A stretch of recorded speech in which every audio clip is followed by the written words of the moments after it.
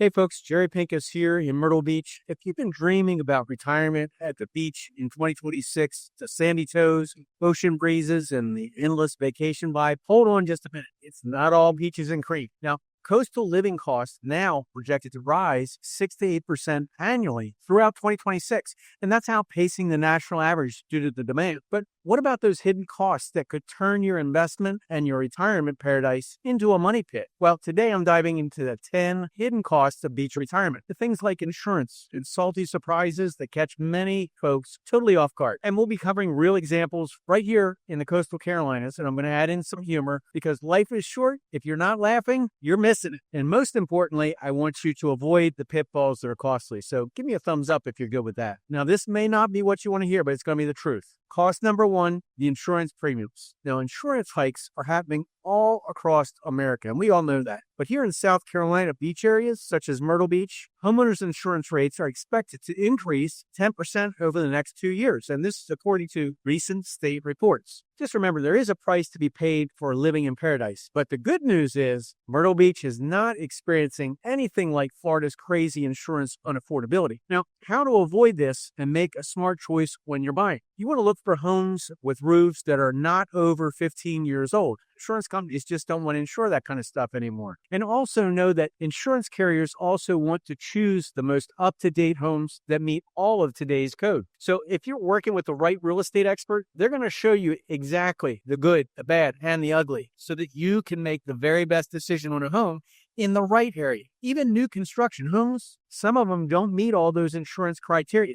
So that part of it is super important. Now, you also want to shop for multiple carriers annually and then bundle that with your car insurance. And then also considering adding the storm shutters or any other things that you can do to add discounts. And that will save you about 20 or 30%. And cost number two, it's the higher utility bills. Now, utilities, they can sneak up on you. In coastal spots, electricity runs about $125 to $200 monthly, and water and sewer adds $20 to $80, and projections show that it's looking towards a 7% hike in similar areas by 2026. Now, here's a statistic. Coastal homes use 15 to 20% more energy for cooling during humid summers. Now, here's an example. A couple moved here from the Midwest, and they were shocked when their AC bill doubled in peak season. Yet, they didn't have to turn on the heat as much in the winter months, so it all does average out. And number three is the property tax reassessments. Now, here again, property values have increased all across the nation. It's another nationwide trend. But rising property taxes from booming values, it's happening here too. Now, while South Carolina has the fifth lowest property taxes in the nation, with the average rate of a low 0.5%, those reassessments, they could bump bills in 2026 as homes look to appreciate 6 to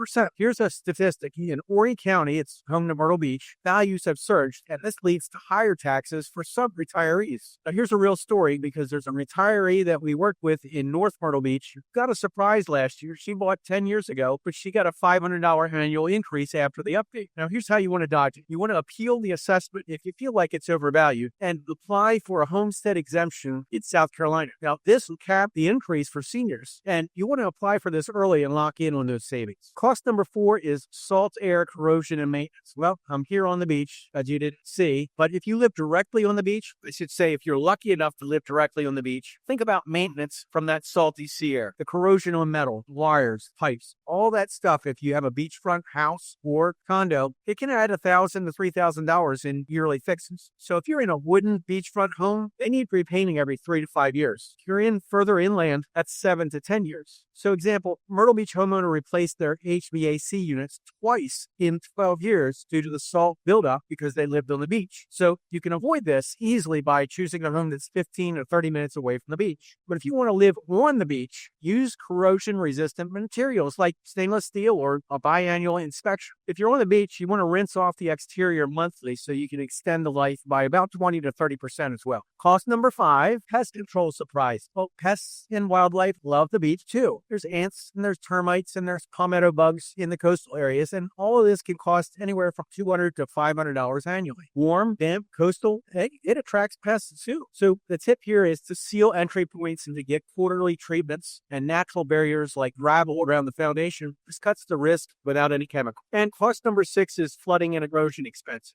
Flooding and beach erosion. Look, stay out of flood areas. Stay out of flood zones. Even if your brand new construction house that the builder told you was safe and not the flood zone, but all the areas around it can be, look, make sure you're using a real estate expert who shows you more than just a house. They have to also show you everything around that particular area as well. So you need to know this all before you buy. Now, Myrtle Beach, South Carolina, it's 26 feet above sea level. Now, in the low country, and you know what I mean by low country, Kiowa Island and Charleston are only 13 feet above sea level. And Hilton Head, further you go south, it's only 9 feet above sea level. The parts of Florida are only 1 foot above sea level. So you can see what's going on here. Now, this is why a real estate expert should be your choice. They're going to know what to look for and what to stay away from. Cost number 7 is healthcare access and the costs. Now, limited healthcare can drive up bills. So if you move to a remote beach town, specialist trips can add travel costs and premiums rise with age. So Myrtle here, as an example, has 5 major hospitals, the number 7 heart hospital in the nation, and lots of new offices and technology with specialists. If you choose spots that are close to the beach hubs, like Myrtle Beach's Grand Strand Medical Center, you can budget for telehealth and cut visits by 50%. Cost number 8 is transportation dependencies. Now, car reliance in spread out beach areas, it's happening. Many beach towns have limited public transportation, so gas and maintenance can cost $100 or $200 monthly. But here's the statistic. Coastal retirees drive 20% more for errands. Here's the real deal, though. Folks who live in North Carolina, just over the border from here, have to drive all the way to Myrtle Beach for Costco and Trader Joe's and many of their other favorites. And they find themselves filling up weekly. So it's not just about a house. It's about choosing where your home is located. That is super important. Cost number 9 is inflated grocery and living expenses. Now, there are tourist-driven prices for essentials. So if you're shopping for groceries at the beach, you can expect to pay about 4 to 7% more. Here's a statistic for you. Overall, South Carolina cost of living index is about 8% below the national average.